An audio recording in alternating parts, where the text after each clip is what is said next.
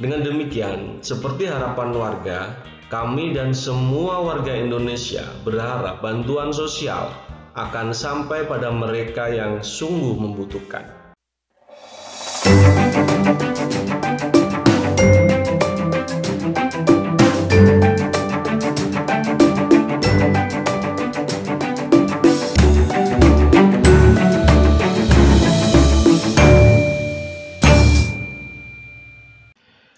Halo warga, Assalamualaikum. Sampai hari ini banyak sekali dari warga masyarakat yang masih mempertanyakan bagaimana cara untuk mendapatkan bantuan sosial dari pemerintah. Hal ini tentu tidak bisa disalahkan karena memang informasi yang berhubungan dengan itu seringkali tidak sampai ke masyarakat. Apalagi jika unsur dari pemerintah desa itu tidak sering mensosialisasikan kepada warga desa, sehingga warga desa akhirnya mencari informasi tentang bantuan sosial ke luar. Beberapa warga desa malah melaporkan bahwa perangkat desa, RT, RW seringkali menjadi sebab bantuan sosial itu tidak tepat sasaran. Untuk itu, di video kali ini saya akan sharing seputar cara untuk mendapatkan bantuan sosial dan hal-hal lain yang berhubungan dengan bantuan sosial tersebut. Wargaku, simak terus video ini, namun sebelum kita lanjutkan, bagi warga yang baru tahu channel ini, silakan klik subscribe dan tekan loncengnya juga, biar warga senantiasa mendapatkan informasi video terbaru dari channel ini. Pertanyaan pertama, bagaimana cara mengecek seseorang sudah masuk atau belum ke DTKS atau Data Terpadu Kesejahteraan Sosial, dan bagaimana cara mengusulkan diri jika belum masuk DTKS tersebut? Untuk mengecek posisi warga apakah sudah masuk DTKS atau tidak, warga bisa datang langsung ke pemerintah desa atau dinas sosial kabupaten kota, atau melalui website di Cek Bansos, yakni di halaman https://cekbansos.6.kemsos.go.id. Sedangkan untuk pengusulan masuk DTKS dapat melalui pemerintah desa atau kelurahan secara bertahap dan akan diproses sesuai prosedur dan aturan yang ada. Pengajuan ini nanti akan disampaikan kepada petugas yakni yang ada di dalam unit Puskesmas atau SLRT di kecamatan. Data ini nantinya akan disampaikan di dalam update data DTKS yang harusnya dilaksanakan oleh masing-masing desa, minimal setahun dalam satu kali. Pertanyaan selanjutnya, apakah data DTKS tidak pernah diupdate sehingga tidak tepat sasaran? Data Terpadu Kesejahteraan Sosial atau DTKS diupdate secara rutin oleh Dinas Sosial Kabupaten Kota dengan melibatkan pemerintah desa atau kelurahan melalui musyawarah desa atau musyawarah kelurahan, serta dilakukan pengecekan rumah tangga di lapangan sesuai aturan. Hasil update data dikirimkan ke Kementerian Sosial untuk ditetapkan sebagai DTKS. Penetapan DTKS oleh Kementerian Sosial dilakukan 4 kali dalam 1 tahun. Selanjutnya ada pertanyaan bagaimana melaporkan penerima PKH atau KKS yang tidak tepat sasaran.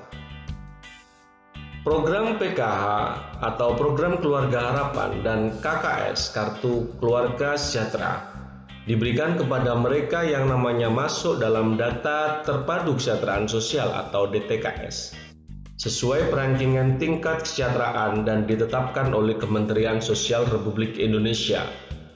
Data tersebut diupdate secara rutin.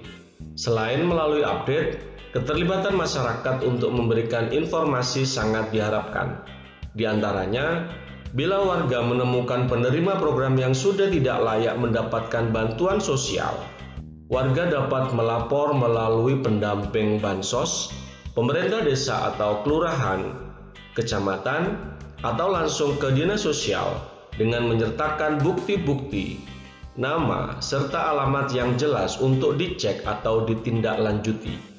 Dengan demikian, seperti harapan warga, kami dan semua warga Indonesia berharap bantuan sosial akan sampai pada mereka yang sungguh membutuhkan dan bukan diberikan kepada orang yang mampu, bahkan orang yang kaya. Selanjutnya, ada pertanyaan, siapakah sebenarnya keluarga yang dapat masuk menjadi keluarga penerima manfaat program PKH atau program Keluarga Harapan? Sasaran PKH merupakan keluarga yang miskin dan rentan, serta terdaftar dalam data terpadu Program Penanganan Fakir Miskin atau DTKS, ditambah dengan memiliki komponen kesehatan, pendidikan, dan atau kesejahteraan sosial. Kriteria komponen PKH yang dimaksud terdiri atas 1. Ibu hamil atau menyusui, 2. Anak berusia 0 sampai dengan 6 tahun, 3. Anak yang bersekolah di sekolah dasar atau MI atau sederajat, 4. Anak yang bersekolah di SMP atau MTS atau yang sederajat, 5. Anak yang bersekolah di SMA atau MA atau MK atau yang sederajat, 6. Anak usia 6 sampai 21 tahun yang belum menyelesaikan wajib belajar 12 tahun, 7. Lanjut usia mulai dari umur 70 tahun, dan 8. Penyandang disabilitas berat. Jika warga tidak memiliki salah satu komponen di atas, walaupun masuk dalam keluarga miskin atau rentan, tidak bisa menjadi peserta PKH. Atau jika warga mempunyai komponen-komponen tersebut tetapi warga tidak termasuk keluarga miskin, maka tentu saja warga juga tidak berhak untuk mendapatkan program PKH ini.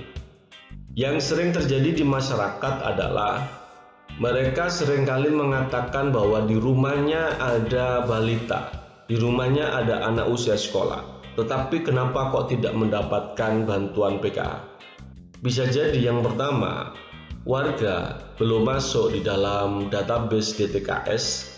Yang kedua, warga tidak termasuk dari keluarga miskin atau rentan miskin.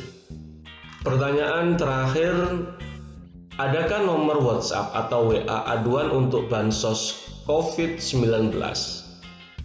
Untuk proses pengaduan bantuan sosial COVID-19, pemerintah melalui Kementerian Sosial Republik Indonesia telah menyediakan hotline layanan pengaduan melalui WhatsApp atau WA terkait bansos COVID-19 di nomor 0811 10 222 10. Terima kasih wargaku sudah menonton dan semoga informasi yang saya berikan ini bermanfaat buat warga semua. Jangan lupa warga untuk klik like dan berikan komentar jika warga punya permasalahan sehubungan dengan bantuan sosial dari pemerintah ini.